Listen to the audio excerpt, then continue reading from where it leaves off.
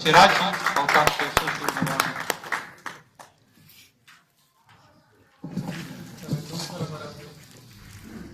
بسم الله الرحمن الرحیم.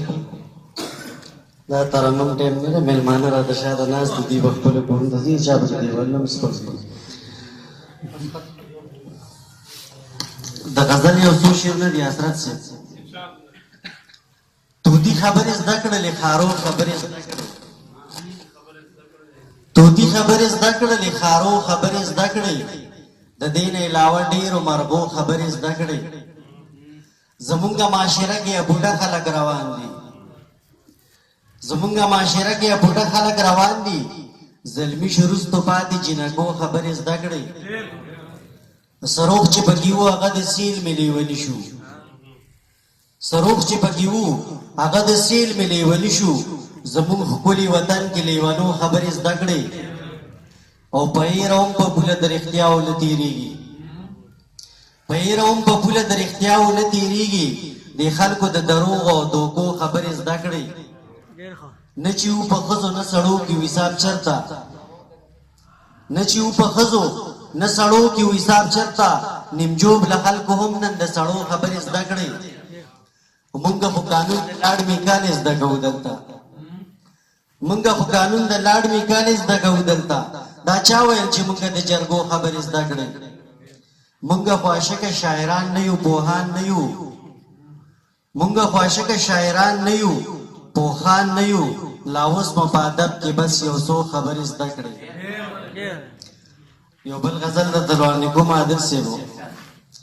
سمیږي به کوران وي هر یو کار د پښتنو، سمیږي به کوران وي هر یو کار د پښتنو. ځکه چې موجود دی یو غمخوار د پښتنو. ویار خواته به امن هیڅ تکلیف به چاته نه وي، ویار خواته به امن هیڅ تکلیف به چاته نه وي. که راغی په دنیا کې یو ځل وار د پښتنو. اختر صاحبو د هیڅ کمې به نه وي، پښتونخوا د سرو مرغۍ ده. د هیڅ کمې به نه وي، پښتونخوا د سرو مرغۍ ده.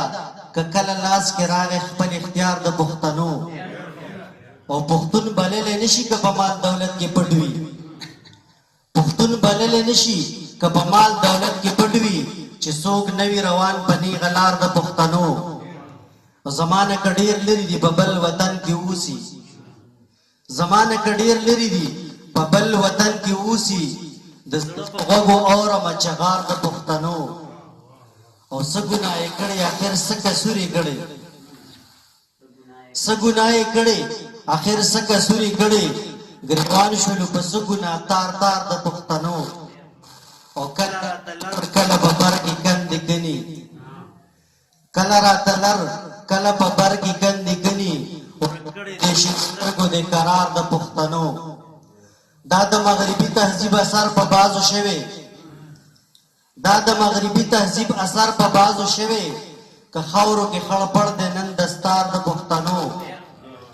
او اوس هم په جهان کې لا د لمر غوندې ښکاره دي، اوس هم په جهان کې لا د لمر غوندې ښکاره دي. چا ویل غورځېدلی دی معیار د پښتنو. چرته چې د ننګ، چرته چې د ننګ او پت غیرت خبره وشي، چرته چې د ننګ او پت غیرت خبره وشي. زه ټوپ کم بې اختیاره وایم زار د پښتنو. او زما په خیال پښتونه هغه ژوند دی بس تیر کو، زما په خیال پښتونه هغه ژوند دی بس تیر کو. چې را دې نشي ژوند ځنې په کار د پښتنو.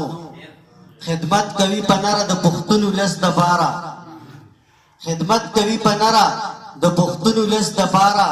عاشق خپله پښتون دی هم د یار د پښتنو. بخښنه غواړم یو ملګري دی یو غزل غوښتنه کړې ده، زما یو زوړ غزل دی خالد صاحب.